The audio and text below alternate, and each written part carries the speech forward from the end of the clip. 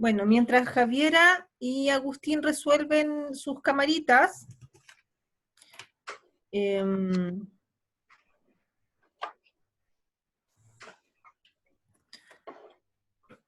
antes que todo, muy buenos días. ¿Cómo están ustedes? ¿Bien? Bien, profe. ¿Sí? ¿Quién me dice bien, profe? Es que no sé si hay dos cámaras que no están encendidas, entonces como no los veo, no sé exactamente quién me está hablando. Hola, Javiera, qué bueno que la puedo... Agustín parece que está con problemas de audio. Alonso San Martín y Camila, también se van las camaritas.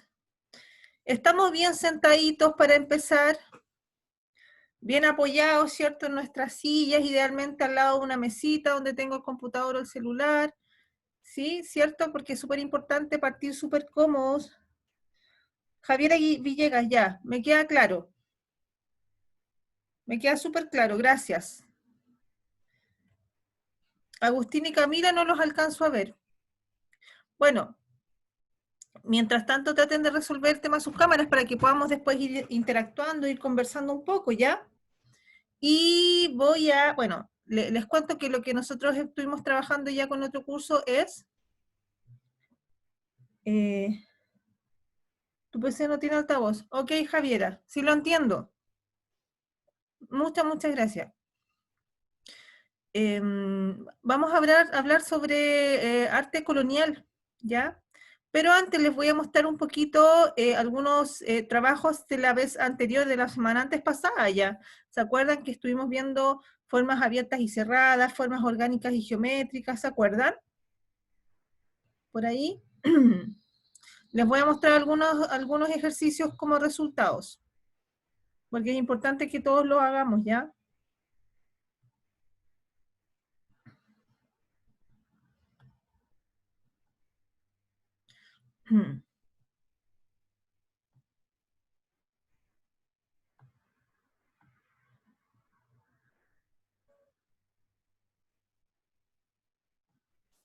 Miren, el desafío anterior, que fue ya hace un par de semanas atrás, estuvimos viendo, recuerdan que habíamos pedido que se hicieran ejercicios que tenían que ver con formas orgánicas, que tenían que ver como con las formas que son como más, que vienen de la naturaleza, formas más irregulares, formas más curvas, ¿ya? Y figuras geométricas, ¿ya? Que tenían que ver más como con la ciudad. Además de eso hablábamos de formas cerradas cuando están muy dibujadas en su contorno, ¿ya? Y formas abiertas cuando el dibujo o la pincelada como que se expande, que no tiene límites. Entonces vemos acá como hay distintos ejercicios que hicieron sobre eso: paisaje cerrado geométrico en la ciudad, paisaje abierto orgánico en el paisaje, ¿ya? Estos son distintos resultados para que los que no lo hayan hecho todavía, por favor, para que tengan ideas de cómo hacerlo y lo puedan enviar, ¿ya? Formas geométricas, ¿verdad? Cerradas, formas orgánicas, abiertas. También geométrico, orgánico, ¿ya? Lo orgánico, lo que tiene que ver con formas de la naturaleza. Formas geométricas cerradas, formas orgánicas más curvas, ¿ya? Acá idealmente podría haber sido como haber dejado, quizás no marcar tanto la línea de contorno para que hubiesen quedado un poquito más abierta, porque esto es súper buen resultado sobre formas orgánicas, como trabajaron acá las líneas curvas. Formas orgánicas y formas geométricas. Cuando envíen sus tareas también, por favor, pongan nombre a la hojita, ¿ya? Para que cuando vea la foto, efectivamente, rápidamente sepa de quién trata, ¿ya? Además del nombre en el mail. Porque así vamos viendo esto y ya vamos sabiendo quién lo realizó, ¿ya? Formas geométricas, formas orgánicas. Acá buscaron más sobre la forma de pintar abierta. Se dan cuenta cuando empezaron a trabajar con estos puntitos, que queda espacio entre una mancha y otra, dejaron que se expandiera la pintura, que fuesen formas abiertas. Otro ejercicio, formas cerradas o geométricas. Por acá igual realizaron formas geométricas en la parte paisaje. La idea es que acá sea como más, como les digo, como formas más curvas, menos líneas rectas, que eso quede dispuesto más en la parte de la ciudad, de las formas geométricas. Ya. ¿Alguna duda sobre esa tarea, chiquillos? ¿Se acuerdan cuando la pedimos? ¿Sí? Ya, entonces esa tarea, hay varios que la entregaron, por ahí hay un par que no puse ahora porque lo revisé después, pero es importante que las envíen ya, porque ya ahora vamos a ver una actividad nueva, ya, entonces la idea es que no se vayan quedando atrasados con esto. Bueno, entonces ahora vamos a hablar sobre la colonia, sobre el arte y cultura en la época de la colonia, ¿ya? Ustedes saben cuál es la colonia, ¿cierto? ¿Lo han visto en historia? ¿No han visto la colonia en historia? La colonia es post-conquista de Chile. O sea, claro, estamos hablando de fines del siglo XVI y a principios del siglo XIX ya. ¿Ya? El arte colonial. El arte colonial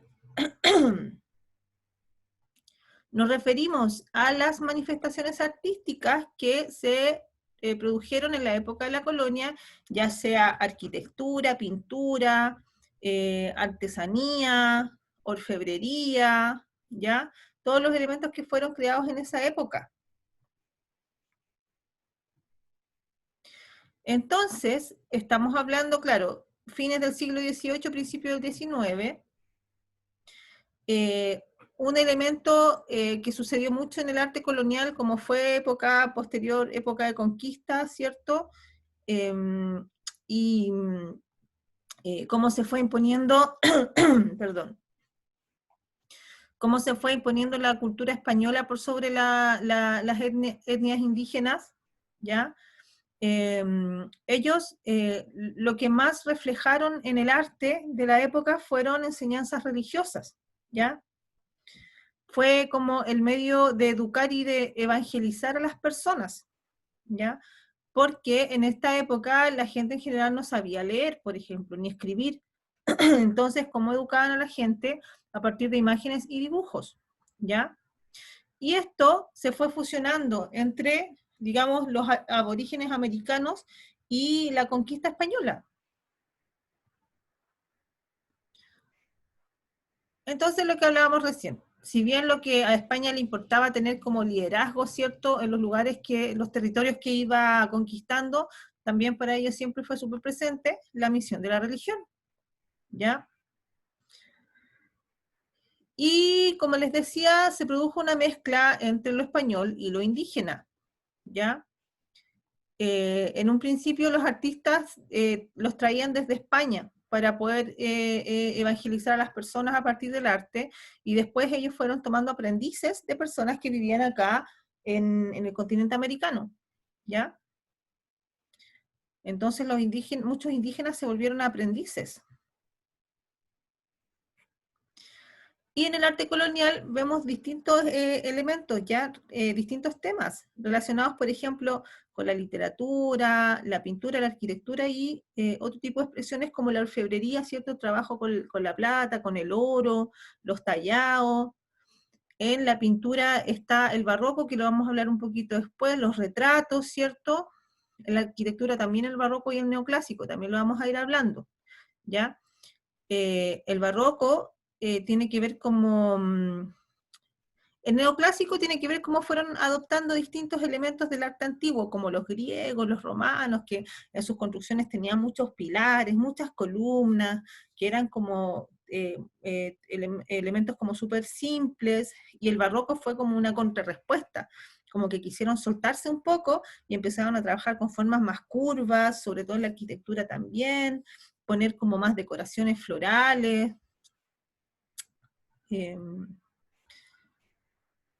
Entonces lo que se fue mezclando fue el arte indígena, que era el arte geométrico, y el arte barroco en España, que es lo que yo les decía, como estas, sobre todo como formas naturales en el arte también, en el barroco.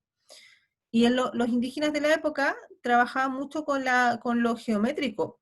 Ustedes recuerdan cuando hemos visto como arte precolombino, cuando trabajaban las vasijas o cuando trabajan los telares también, que hay muchas como formas geométricas, como formas escalonadas. ¿Se acuerdan de eso? Generalmente cuando se ven las pinturas o el arte, digamos como, como las vasijas, ¿cierto? Se ven muchas formas geométricas en el arte indígena. Y las clases sociales también estaban relacionadas porque justamente, por ejemplo, uno de los grupos que eran los que producían más obras o más elementos como relacionados más cercanos al arte eran los artesanos, pero los artesanos estaban dentro de las clases sociales más bajas, ¿ya? Todavía no era tan considerado la artesanía como un arte.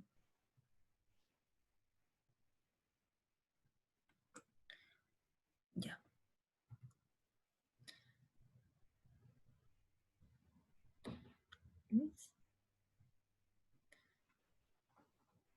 Va,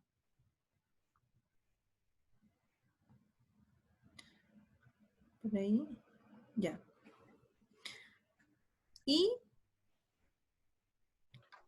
vamos a mirar un poco sobre la arquitectura. Miren, ¿ustedes han visto un mapa antiguo de Chile? O sea, de Santiago. Les presento. Este mapa es de Santiago de 1552, cuando recién se estaban fundando, se estaba fundando la ciudad, se estaban haciendo las primeras construcciones. Esto donde dice la Plaza Mayor es la Plaza de Armas, ¿ya?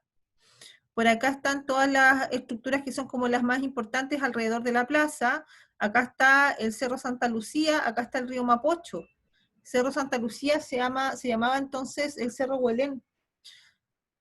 Porque ellos también, los españoles, se tomaron este cerro rápidamente? Porque este era un punto de encuentro importante para los indígenas de la época de la zona. Era como era un cerro en medio de una planicie. Ahí, por ejemplo, hacían como avistamientos y estudios astronómicos de su época. Era una forma también como una forma de protección, podían ver lo que estaba pasando alrededor.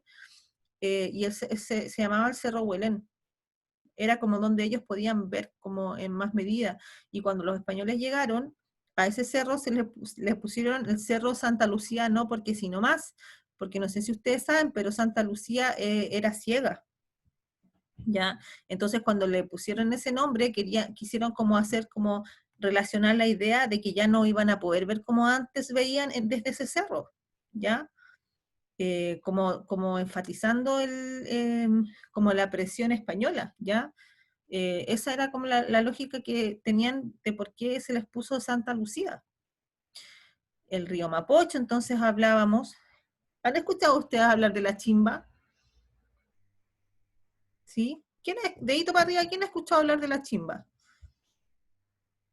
Por acá, por Independencia, hay varios negocios que se llaman la chimba. De hecho, cerca de donde vivo yo hay uno, y antes había otro. Se le llama la chimba al otro lado del río, ¿ya? Como en la ciudad, en esta ciudad antigua, el poder estaba en esta zona y las grandes, digamos, las grandes familias, ¿cierto? Las personas más importantes estaban acá. Al otro lado del río Mapocho, o sea, en la Chimba, se fueron a vivir personas que eran como, por ejemplo, los sirvientes, o en esa zona también había muchas chacras, había mucha humedad, entonces también ahí se producían también las plantaciones, ¿cierto? Los sembradíos.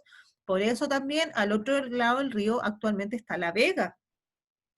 La Vega se estableció en ese lugar porque hacia esa zona estaban mayor cantidad de sembradíos y había mucha humedad también en todo ese sector, muchos barriales, ¿ya? Entonces, para esa zona se fueron a habitar y también familias indígenas, incas, picunches, en toda esa zona, ¿ya? Independencia, Recoleta, a todo eso se le llamaba la chimba.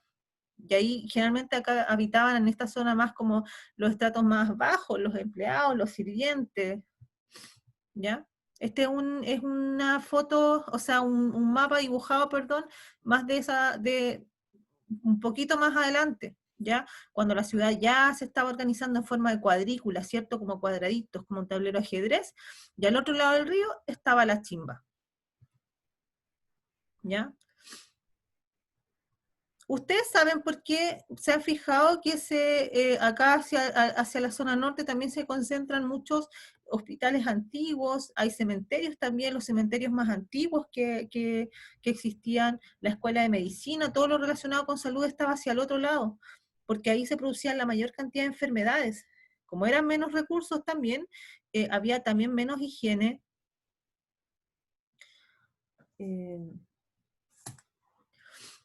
eh, y también se piensa que por un tema de cómo el viento se desplazaba, digamos, la dirección del viento producía que las enfermedades también se asentaran en esa zona, además de la humedad que existía. Entonces, toda la parte de enfermedades y muerte tenía que ver sobre todo con la zona norte de Chile, hacia la Chimba. Y vamos viendo, miren, cómo aparecen casas que generalmente eran de adobe, de un piso, porque como eran súper gruesas, no podían ser tan pesadas hacia arriba, ¿cierto? Las construcciones que realizaban eran con el material que existían por acá, los los techos y las tejas eran de madera, las barandas también eran de madera, de, eh, por dentro tenían corredores amplios, luminosos, grandes patios, ¿ya? Ya recién en el siglo XVIII se empezaron a traer muebles y espejos y cosas como más bueno, traídos de Europa, ¿cierto? Que representaban como un poquito más de ostentación. La ciudad, en la ciudad, en un principio era súper importante el tema de las iglesias, ¿cierto? De los monasterios. En las comunidades, generalmente como en la Plaza de Armas estaban como todas esas construcciones y lo que tenían que ver, por ejemplo, con el gobierno. ¿Cuáles serían actualmente esos edificios que tienen que ver con el gobierno acá en Chile? ¿Qué edificios representan, por ejemplo, la autoridad acá en Chile, actualmente en Santiago? ¿Cuál se les ocurre? ¿Algún edificio que ustedes digan, ah, esto representa un poder o un poder político? Quizás no solo en Santiago. Profe, a mí, ¿Quién me dice a mí? Santiago, yo, Santiago, dígame. de que el edificio más grande se parece a la moneda. La moneda es un edificio que tiene que ver justamente, sí, con los poderes políticos actuales, con el gobierno, ¿ya? Antiguamente también cercano al sector de Santiago, eh, ¿quién sabe? Un edificio que está en Valparaíso, que tiene que ver con las leyes, donde se promulgan leyes. El Congreso. El Congreso, súper bien, sí. Actualmente el Congreso está acá en Santiago. Hace unas décadas atrás nomás lo desplazaron, también para descentralizar a la ciudad, como se decía que todo estaba tan eh, centralizado, todo estaba en Santiago. Entonces, claro, en toda la plaza de armas, además de las edificaciones, las cárceles también estaban cerca de la zona, todo estaba concentrado ahí porque ahí también se promulgaban leyes, se legislaba, se juzgaba, ¿cierto? También se producía comercio ambulante en la zona, ¿ya? Encuentros tradicionales, la casa del gobernador, que actualmente es el museo histórico. ¿Quién conoce actualmente el museo histórico? O la Real Audiencia. No, la Casa del Gobernador parece que es lo que ahora es el Correo, y la Real Audiencia es el Museo Histórico. Miren la fachada de este edificio, ¿ya? Eh, Frente a la Plaza de Armas está esto, ¿cierto? Que actualmente es Museo Histórico Nacional, ¿cierto? Hay muchas edificaciones en la zona que son patrimonio, ya como la Casa Colorada también, vamos a tratar de alcanzar a verlo, ¿ya? El barroco, lo que les hablaba, bueno, la arriba es la iglesia de San Francisco, ¿ya? empiezan a tomar como otro tipo de decoración, de detalles, como un poquito más, sobre todo se ve en la parte alta, ¿ya? Como un poquito más de información en la estructura, a diferencia, por ejemplo, del que está acá abajo, que es la moneda, ¿cierto? Que cuando hablaba del neoclásico, miren, en la moneda que se ve todo como mucho, mucho más ordenado, se dan cuenta, como más formal, con los pilares, ¿cierto? Con estos barandales también de material, debe ser algún tipo de concreto o de alguna, de hormigón actualmente. Y a diferencia de arriba, que era como más, la estructura de esta iglesia era como mucho menos formal que la moneda. ¿Se dan cuenta que hay una diferencia entre una y otra?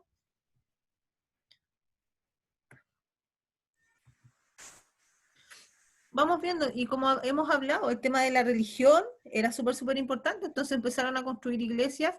En la zona norte, por ejemplo, se mezclaba mucho la tradición, bueno, en las distintas zonas en realidad, la tradición de la zona junto con la religión. ¿Alguien conoce, han podido alguno viajar al norte a conocer este tipo de construcciones? Javiera, ya Javiera no puede hablar. Ya, bueno, y además, ¿alguien más han podido visitar o pasear por estas iglesias? ¿No? Fíjense igual, fíjense cómo también el material que van utilizando tiene que ver con la zona en la que están ubicados. En la zona norte, estamos hablando de zonas como cercanos a Atacama, al desierto, había mucha tierra, se podía construir en base a adobe y barro y paja a lo mejor también.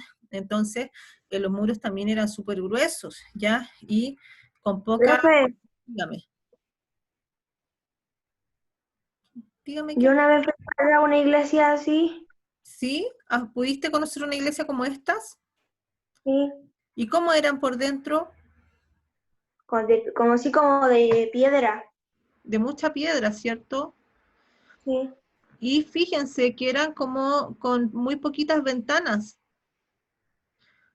y puertas pequeñas, entonces claro, los espacios interiores eran más oscuros, sobre todo ventanas pequeñas, pensando también en la fortaleza, digamos, del material, que estas construcciones perduraran, ya que no se fuesen digamos, con ventanas muy grandes, se podían destruir con mayor facilidad. Acá también tenemos construcciones de ladrillos de adobe, ¿cierto?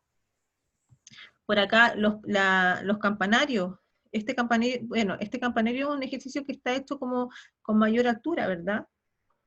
Estaba fuera de la iglesia. La campana del campanario no se encontraba en la parte interior de la iglesia, como sucede actualmente. Y zona sur, la madera. Obviamente en la zona sur, ¿cuál es el material que aparece? ¿Cuál es el material que está, digamos, en mayor cantidad? En la zona sur estábamos hablando del adobe, ¿cierto? O sea, en la zona norte. ¿Qué pasa en la zona sur? ¿Cuál es el material que más se está usando? Lo acabo de decir. ¿Piedra? Madera. La madera. Ah, Zona sur, mayor humedad, más bosque, ¿cierto? Entonces, la madera era el material de construcción más básico para ellos, ¿ya? Y se ve en todas las iglesias del sur de Chile son súper reconocibles, ¿ya? Por sus colores y por el material, uno entra y son iglesias que están prácticamente completamente hechas de madera.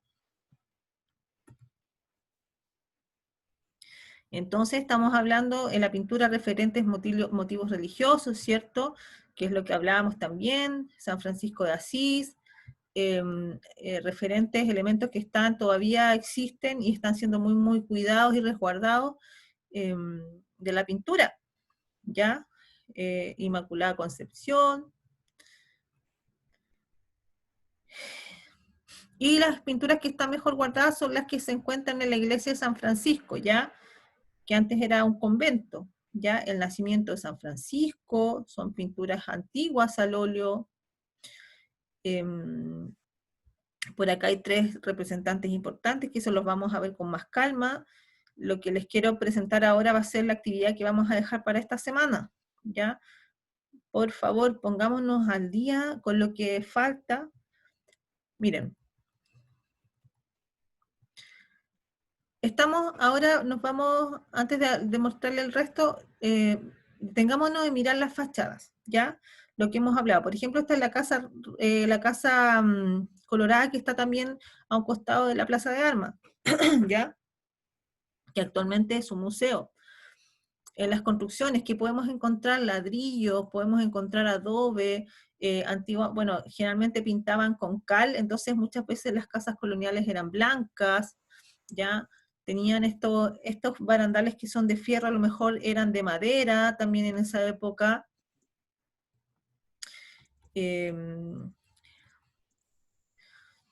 Esto es muy barroco, lo que les decía. Bueno, este es el Cerro Santa Lucía con la edificación actual. Fíjense las cantidades de detalles que existían, ¿cierto? Como muchas volutas, muchas formas, digamos, decorativas de la naturaleza, muchas curvas, la catedral también, que tiene la misma lógica, ¿cierto?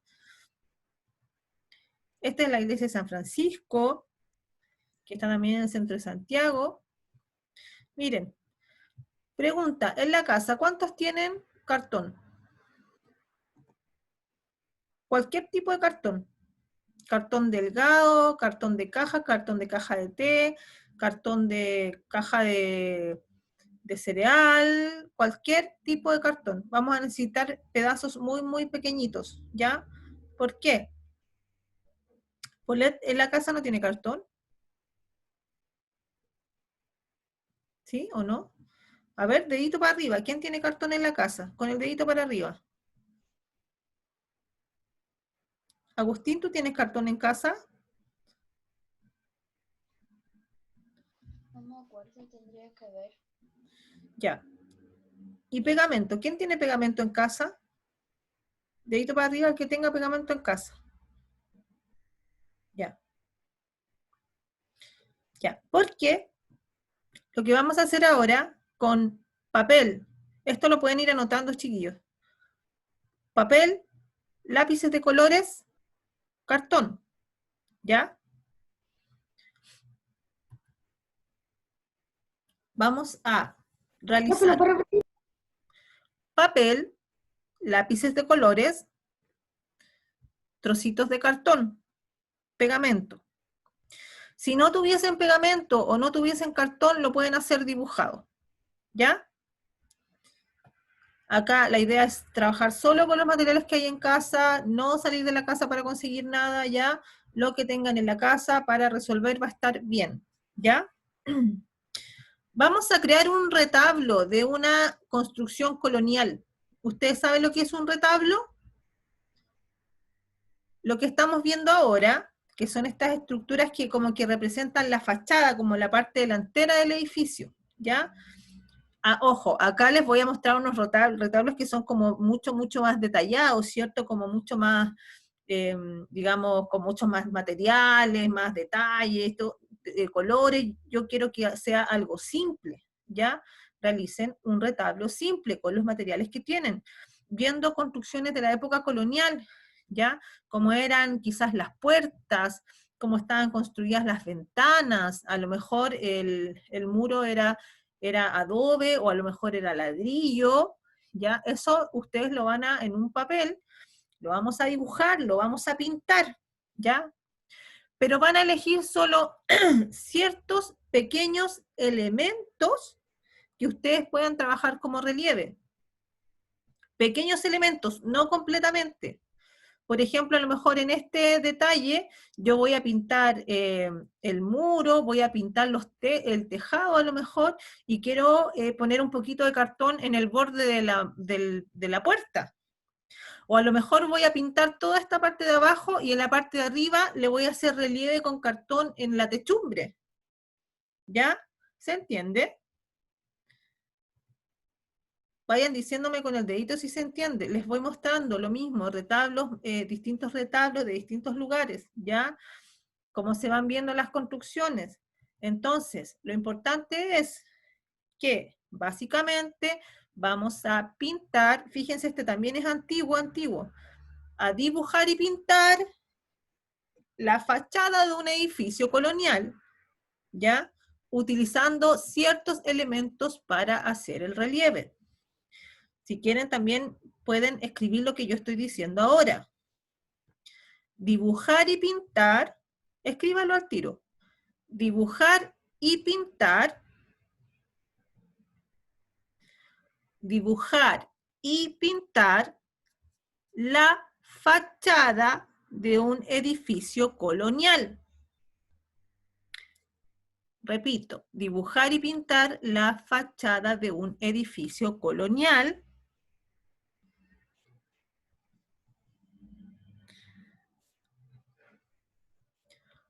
Sumando pequeños detalles con relieve en cartón. Sumando pequeños detalles con relieve en cartón.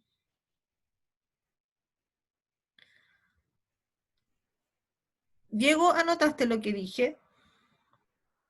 ¿Qué dije? Dígame lo que dije.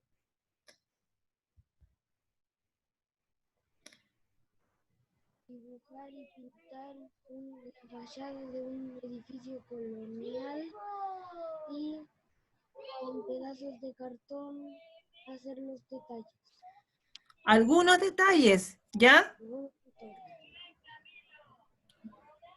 ¿Queda clara la actividad? Dedito para arriba, ¿sí? ¿Tienen alguna duda sobre la actividad?